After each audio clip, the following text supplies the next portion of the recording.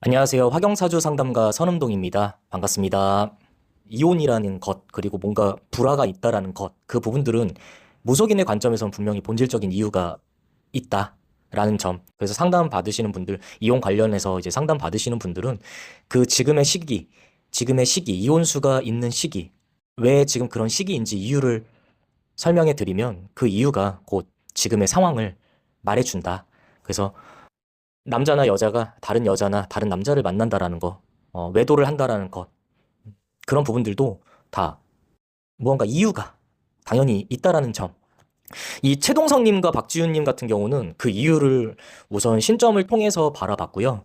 우선 최동성님의 관점에서 제가 오늘 영상에서는 이 관계성이 왜 이렇게 되고 있는 상황인지에 대해서 이 최동성님을 신점을 통해서 바라봤고, 그 부분에 대해서 오늘 좀 지금 왜 이런 상황인지에 대한 이유를 좀 설명을 드리겠습니다. 최동성님 사진으로 바라봤을 때 화경과 신점으로 바라보게 되면 제가 항상 영상에서 남겨드리는 부분인데, 무당은 사람의 한 인물의 뒤에 조상줄을 볼 줄 알아야 이 업을 가는 자격이 되고 갈 수 있는 사람이다라고 제가 항상 자신 있게 좀 이야기 드리는데, 이 뒤에 존재하는 조상이 곧 나의 전생이자 나의 팔자이자 내 흐름이다라고 판단하시면 돼요. 그거는 어떤 특정 인물만 그런 게 아니라 이 모든 세상에 있는 사람은 다 뒤에 조상이 존재한다.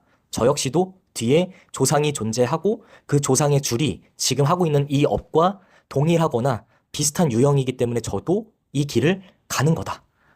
자연스럽게. 근데 이 길이 아닌 조상줄인데 이 길을 간다면 1, 2년 정도 이제 내림받고 하다 보면 아닌 길이라는 걸 알게 되는데 그냥 억지로 가는 분들이 많다. 왜냐면 그만큼 투자한 금액이나 못 느끼는 사람도 많다. 이거를 때려칠 수 없다라는 부분들 때문에 억지로 가는 분들이 많다. 그래서 좀 오류를 범하는 부분들이 많은 이 길의 업에 사람들이 많다 보니 항상 무속인에 관련된 어떤 나쁜 안 좋은 얘기들 뉴스나 어떤 시사 프로그램에 단골 그 하나의 키워드로 나오는데, 최동선님 같은 경우는 이제 사진으로 바라봤을 때 보이는 거는 이 뒤에 조상줄 자체, 조상이 이제 위치가 충청도 제천으로 나와요. 충청도 제천. 제천이라는 공간이고, 좀 재밌는 거는 박달재. 그러니까 우리가 이제 최동선님은 충청도 제천에 뒤에 조상의 고향이 이 제천이라는 공간이고, 이 공간에 있는 조상의 조상과 밀접한 산으로 실랑산이라는 데가 이제 공수로 나오는데, 실랑산이라는 데를 저는 사실 좀 처음 들었어요. 그러니까 제가 체크를 실랑산이라고 하면서도 이게 사랑산인지 실랑산인지, 실랑산이라는 데가 있나? 라고 해서 이거를 공수 받고 이제 한번 쳐보니까 실랑산이 있더라고요. 이게 실랑산이 제천에 있더라고요. 참 이런 게 공수받고 이제 제가 이제 검색해 보면은 참 저도 좀 경이롭다 생각하는데, 저는 우선 실랑산 처음 들었고, 처음 요번에 이제 공수받고 쳐보니까 제천의 실랑산, 거기가 제가 이 박달재 키워드로 체크한 부분들이 굉장히 최동성님의 뒤에 조상줄과 연결돼 키워드 하나의 퍼즐처럼 이렇게 적은 이 공수들의 내용들이 하나로 엮이면 충청도 제천에 박달재 근처에 있는 실랑산이 있더라고요. 실랑산. 근데 최동성님 같은 경우는 뒤에 이 조상이 우리가 이제 저랑 합이 맞는 사람이거나 저와 이런 어떤 소통이 되는, 물론 이분을 제가 직접 본 건 아니지만 사진으로 봤을 때도 합이 맞다라는 거는 충분히 이분의 이제 조상줄에 대해서 더 뚜렷하게 느껴진다.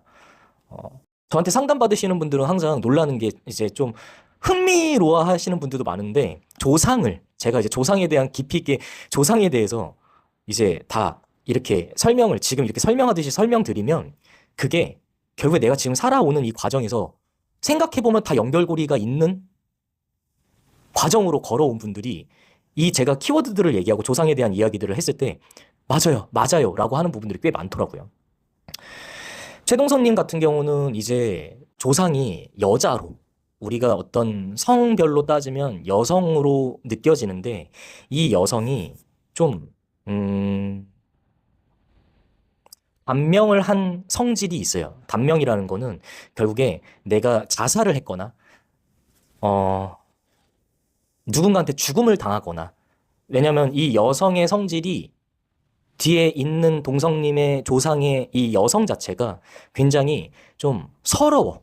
이게 잡신으로 느껴지는 형태가 잡신이 붙은 성질이 아니라요.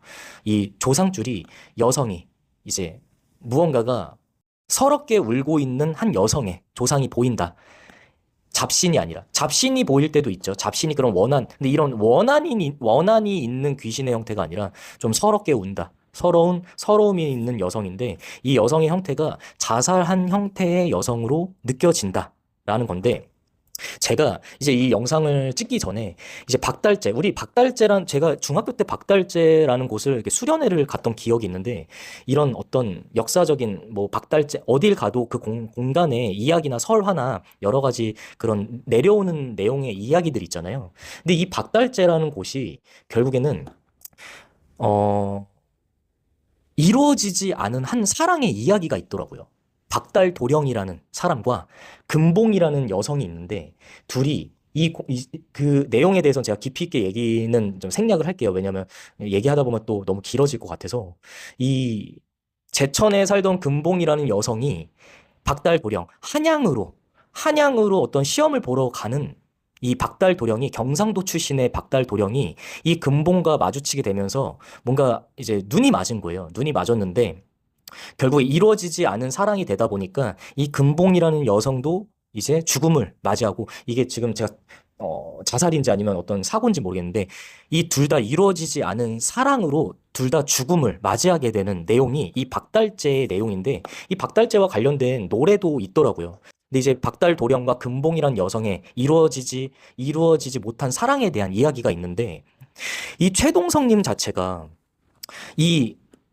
제가 이야기 드리고 싶은 거는 금봉이라는 여성이 진짜 내려오는 뭐 어떤 신화적인 건 아닌 것 같아요. 있었던 역사적인 하나 이야기인지는 자세히 모르지만 그런 형태로 느껴지는 부분들이 결국에 동성님도 제천의 출신이고 이 박달재와 연관성 있는 조상줄 그리고 젊은 여성인데 이 여성이 죽음을 좀 맞이하게 되는 자살 아니면 사고로 그런 좀 서럽게 억울하다는 표현보다 서러움의 어떤 죽음을 맞이하게 된 조상이 있다라는 건데 이건 되게 좀 솔직히 말하면 좋은 느낌의 조상줄은 아니에요. 왜냐면 모든 조상줄이 단명하신 분들 그리고 자살이나 사고로 돌아가신 분들이 조상줄로 있다면 그게 나한테 내 삶에 있어서 유전적으로 그런 흐름으로 갈 수 있는 어떤 과정이나 상황이 펼쳐질 수 있는데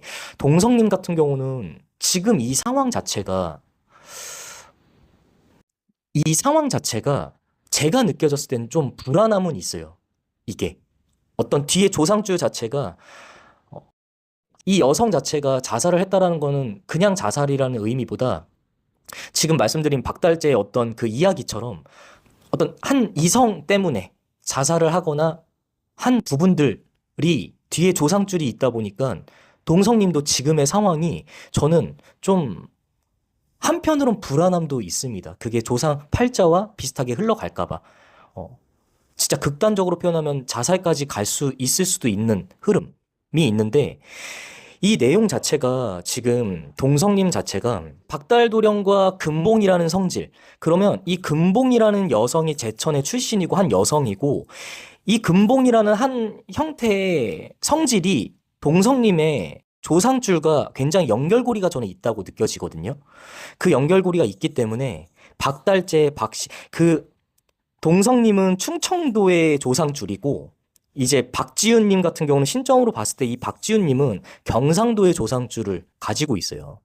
근데 제가 지역 감정이 아니라 상담할 때 항상 얘기하지만 충청도의 조상줄은 전라도의 조상줄은 충청도 전라도와는 하나의 이 조상의 길이 있고 강원도와 경상도의 연결고리의 조상 길이 있어요. 근데 이게 옛날부터 지역 감정을 얘기하는 게 아니라 옛날부터 그런 조상줄의 만남 안에서는 하나의 줄에서 만나야 온전하게 내려갈 수 있는데 이게 충청도의 조상줄이 경상도의 조상줄을 만나게 되면은 경상도 사람이 아니라 경상도 조상줄을 얘기하는 거예요. 이게 내가 경상도 여자를 만났다. 그래서 그 여자가 경상도 조상줄이다. 이렇게 단정 지을 수는 없는데 이 박지윤님 같은 경우는 경상도의 조상줄을 가지고 태어났어요. 근데 충청도의 조상줄과 경상도의 조상줄이 만나게 되면은 이게 쉽게 말하면 이루어질 수 없는 하나의 사랑이 있어요.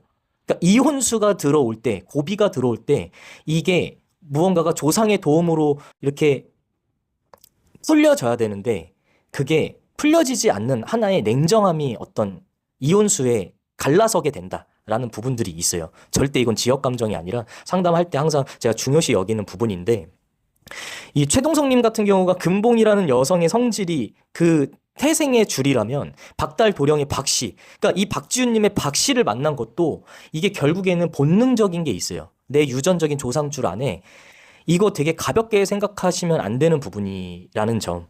우리는 어떤 키워드에 내 조상줄이 공간에 어떤 키워드가 있다면 그 키워드랑 비슷한 형태.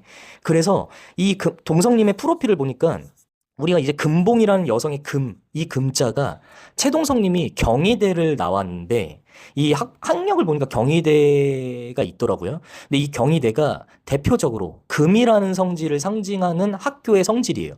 우리가 서울대, 연세대, 이 고려대, 이 다른 학교에 대한 뭐 제가 추가적인 성질에 대한 이야기는 지금의 상황과 맞지 않으니까 경희대라는 성질이 금이라는 상징성을 띠는 하나의 학교이자 그 회기라는 공간이 금성질을 띠는 공간이다 보니까 동성님이 경희대를 학력에 있다라는 건 제가 지금 이야기 드리는 아주 소소하고 사소한 부분에 대한 키워드가 내가 그 방향으로 걸어간다.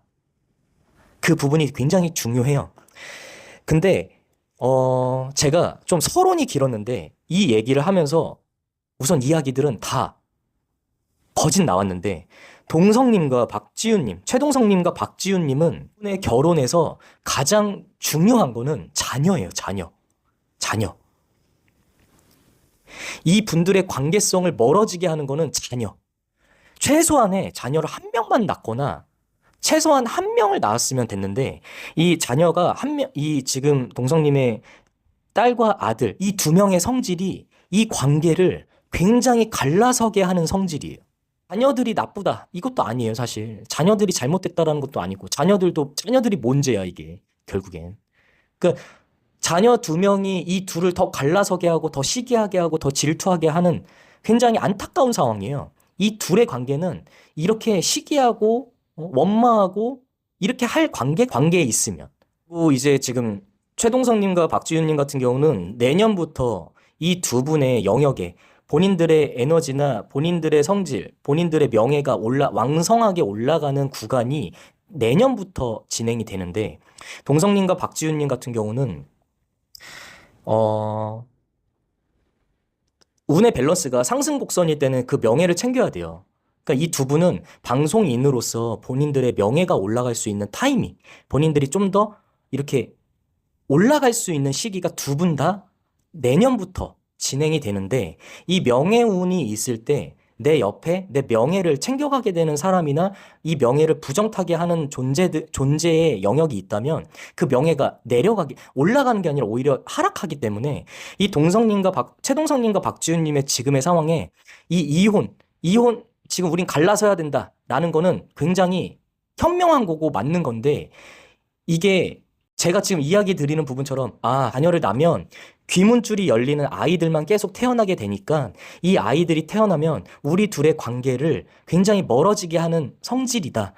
그러니까 우리는 자녀를 낳지 말고 우리 둘만 살아가야 되고 지금의 이 시점에서 자녀를 낳은 상황에서는 이런 상황이니까 우리 둘 다 명예가 내년부터 상승하는 시기니까 우리는 서로 떨어져 있어야 돼 라는 거를 온전하게 알고 살아가는 사람이 없죠. 저는 그걸 알지만 거기에 이제 뭐 시기하거나 집착하거나 뭔가 오해가 생기거나 뭔가가 증오하거나 이런 서로가 떨어져 있어야 되는 상황의 에피소드들이 결국에 쓸데없는 감정들을 만들고 있는 거예요. 이게 최동성 님도 그렇고 박지윤 님도 그렇고 이 관계성이 지금 이 상황이 이 둘에게는 굉장히 우울감과 굉장히 정말 힘들 거예요. 그러니까 최동성 님은 아까 말씀드렸듯이 이런 시기가 굉장히 어떤 우울증 진짜 극단적으로 가면 자살까지 갈 수 있다는 건 뒤에 조상 계신 여성이 일찍 단명, 자살이나 어떤 낭떠러지 같은 데서 떨어진 형태로 느껴진다. 이게 어떤 본인의 개인사가 아니라 남성 때문에 이루어진 여성이 자살을 한 형태로 느껴지고 있어요. 그게 유전적으로 흘러가게 된다면 지금은 굉장히 안 좋은 시기이자 고비죠. 그렇기 때문에 이 상황은 이 자녀 2명, 그러니까 사실 이 자녀 2명은 뭔 죄야? 근데 이 자녀 2명은 최동성 님이 키우는 것도 이게 서로가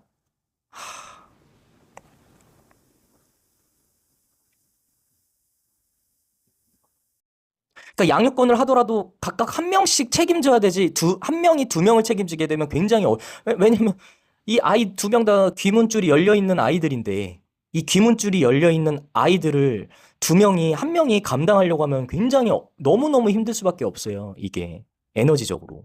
근데 지금의 상황은 제가 어떤 이런 상황에 컨설팅을 해주는 사람이 아니라 구조를 설명을 드리는 건데 첫 번째로는 진짜 자녀 2명을 낳는 것부터가 잘못됐어요.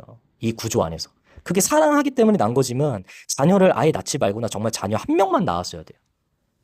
그래야 지금의 이런 어떤 최악의 사단까지는 진행이 안 됐을 텐데 이 부분들은 2명의 문제, 2명 간의 관계에 있어서 서로 지금 이런 과정이 펼쳐지고 있는 거는 진짜 그냥 또 반복하지만 자녀 2명을 낳으면서 서로가 갈라질 수밖에 없는 거리의 관계성이 된 거다. 그것만 인정하시면 지금의 상황을 좀